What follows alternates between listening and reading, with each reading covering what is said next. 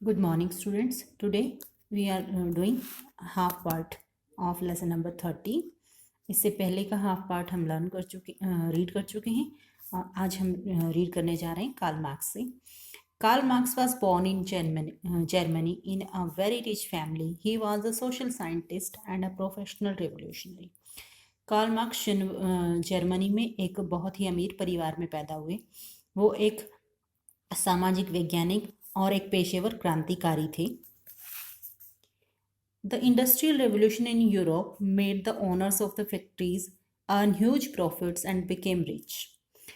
औद्योगिक क्रांति आने के कारण जब यूरोप में औद्योगिक क्रांति आई मशीनों के बाद, तो औद्योगिक क्रांति से जो फैक्ट्रियों के मालिक थे उनको बहुत ज़्यादा प्रॉफिट यानी लाभ होने लगा और वो बहुत ज़्यादा अमीर हो गए. They started new factories and became richer and richer. और उन्होंने इसके बाद जब उनके पास पैसा काफ़ी हो गया तो उन्होंने और फैक्ट्रियाँ लगाई और वो दिन प्रतिदिन अमीर होते चले गए. This new class of people was called the capitalist. और जो ये नई क्लास, ये नया वर्ग जो समाज में बना, उसको क्या कहा गया? उसको कैपिटलिस्ट यानी पूंजीवादी कहा गया. They became rich but the workers known as labourers were paid meager wages and lived in crowded and unhygienic conditions in slums.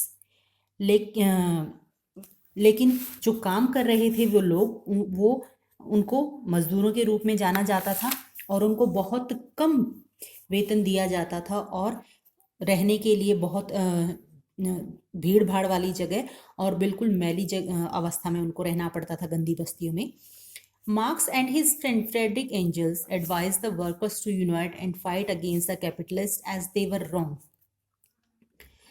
Karl Marx और उनके दोस्त थे फ्रेडरिक एंजल्स, उन्होंने लोगों को सलाह दी, वर्कर्स को, मजदूरों को सलाह दी, काम करने वाले जो फैक्ट्रियों में काम करते थे लोग, उनको कहा कि आप इकट्ठे हो जाइए, यूनियन बनाइए और इन फैक्ट्री के जो मालिक हैं, ये जो पूंजीपति हैं, इनके खिलाफ आप लड़िए क्योंकि ये गलत हैं.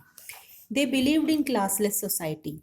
कार्ल मार्क्स और फ्रेडरिक एंजल्स जो थे वो क्लासलेस सोसाइटी यानी कि समाज में कोई भी वर्ग नहीं होना चाहिए, वर्ग रहित समाज में विश्वास रखते थे. Both of them publish their ideas in a book called communist manifesto. और फ्रेडरिक एंजल्स और कार्ल मार्क्स ने अपने विचारों को एक किताब के रूप में लिखा और जिसका नाम था communist manifesto. Marx also wrote a book called Das Kapital. Karl Marx ने एक किताब और लिखी जिसका नाम है Das Kapital. He appealed to the workers in all countries to unite and fight against the capitalist. उन्होंने सभी देशों के जो कामगार थे, जो मजदूर थे, उन्होंने उनसे अपील की कि वो लोग इकट्ठे हो जाएं और पूंजीपतियों के खिलाफ वो लड़ें. The rulers of the Germany, France and Belgium were disturbed by his ideas. Germany, France और बेल्जियम के शासक कार्ल मार्क्स के विचारों से बहुत डिस्टर्ब हुए, बहुत दुखी हुए. Communism was the term given to the thoughts that Karl Marx held. जो कार्ल मार्क्स के विचार थे, उन विचारों को किसकी परिभाषा दी गई? कम्युनिज्म की, साम्यवाद की परिभाषा दी गई. Lenin of Russia was a firm believer in communism. Russia में लेनिन जो थे वो साम्यवाद के बहुत बड़े समर्थक थे, बहुत बड़े विश्वास रखने वाले थे. Marx died in England in 1883. Karl Marx की मृत्यु 1883 में इंग्लैंड में हुई. Inspired by Marx, Lenin set up a new system of government in Soviet Russia in 1917, but in 1991 USSR broke down into 17 parts. Karl Marx के विचारों से प्रेरित होकर लेनिन ने सोवियत रशिया में एक सरकार का नया सिस्टम बनाया 1917 में, लेकिन 1991 में रशिया 7 पार्ट्स में डिवाइड हो गया था. नेक्स्ट है Mahatma Gandhi. Mahatma Gandhi was born on October 2, 1869 at Porbandar, Gujarat in India. Mahatma Gandhi का जन्म 2 अक्टूबर 1869 को पोरबंदर, गुजरात में हुआ, भारत में. At this time India was a colony of the British. और इस समय पर भारत जो है वो अंग्रेजों का यानी ब्रिटिशर्स, जो ब्रिटेन के लोग थे, उनका उपनिवेश था, उनकी कॉलोनी था. Indian people called Mohandas Karamchand Gandhi the Mahatma, great soul. Bharat के लोग मोहनदास करमचंद गांधी को महात्मा कहते थे, महान आत्मा, ग्रेट सोल मीन्स महान आत्मा, महात्मा. Gandhi ji studied law in London and became a barrister and practiced in Mumbai. Mahatma Gandhi ने स्टडीड लॉ यानी कि कानून की पढ़ाई की लंदन में, और वो बैरिस्टर बन गए यानी वकील बन गए, और उन्होंने मुंबई में अपनी प्रैक्टिस शुरू की. Soon he went to South Africa, और उसके बाद जल्दी ही वो साउथ अफ्रीका चले गए. The white people in south Africa treated the natives and Indians badly. South Africa में जो गोरे लोग थे वो वहाँ के निवासी लोगों को और भारतीयों को बहुत बुरी तरह ट्रीट करते थे, उनके साथ बहुत बुरा बर्ताव करते थे. He fought for the cause for more than 20 years. और इसी वजह से महात्मा गांधी इस कारण के लिए कि कोई भी व्यक्ति जो है, चाहे वो काला है वो चाहे गोरा है, सब समान है, अलग अलग नहीं है. तो इसके लिए महात्मा गांधी ने साउथ अफ्रीका में 20 साल लड़ाई लड़ी. He vowed to fight against injustice and soon became a popular political figure in South Africa. Mahatma Gandhi ने लोगों को समझाया इस अन्याय के खिलाफ कि और जल्दी ही वो एक राजनीतिक फिगर के रूप में, राजनीति के प्रसिद्ध व्यक्ति बन गए साउथ अफ्रीका में. He had used a new method for the struggle. और उन्होंने संघर्ष का एक नया तरीका निकाला, नया तरीका प्रयोग किया उन्होंने संघर्ष के लिए. It was the method of non violent resistance. और ये तरीका कौन सा था? अहिंसक प्रतिरोध करना, किसी भी चीज का विरोध करना अहिंसक रूप से. For the path of truth meaning satyagraha. और सत्य के लिए किसी भी चीज का अहिंसक प्रतिरोध करना, जिसको सत्याग्रह कहा गया. It means that one should stick to one's just demand and try to persuade the opponent to accept these demands without using any physical force or violence and without losing one's self control. इसका अर्थ है कि कोई भी व्यक्ति अपनी जो demands हैं उनको प्राप्त करने के लिए सामने वाले को मनाए और सामने वाला इस चीज को एक्सेप्ट करे बिना किसी फिजिकल फोर्स के, कोई शारीरिक ताकत लगाए बिना, कोई हिंसा किए बिना, और अपना आपा खोए बिना, अपना सेल्फ कंट्रोल खोए बिना, आत्मनियंत्रण खोए बिना इस बात को स्वीकार कर ले, उनकी मांगों को स्वीकार करें. On his return to India in 1915, Gandhi ji was again shocked to see the condition of India under the British rule. जब 1915 में गांधी जी भारत आए साउथ अफ्रीका से, तो उन्होंने यहाँ के लोगों की दशा देखी कि भारतीय लोगों की दशा ब्रिटिश राज में बहुत ही बुरी है. He told the people not to cooperate with the British and to disobey their laws. उन्होंने लोगों को समझाया कि आप अंग्रेजों का सहयोग नहीं कीजिए और उनके जो कानून हैं उनका डिसोबे कीजिए, उनको पालन नहीं करना है कानूनों का. This was called the non cooperation movement. और इस मूवमेंट का नाम नॉन कोऑपरेशन मूवमेंट रखा गया, असहयोग आंदोलन रखा गया. Thousands of students left government schools. बहुत सारे बच्चों ने सरकारी स्कूलों में पढ़ना छोड़ दिया. Many lawyers gave up their practices. बहुत सारे वकीलों ने अदालतों में जाना बंद कर दिया. Gandhi ji started the quit India movement in 1942. Gandhi ji ने 1942 में क्विट इंडिया मूवमेंट शुरू किया.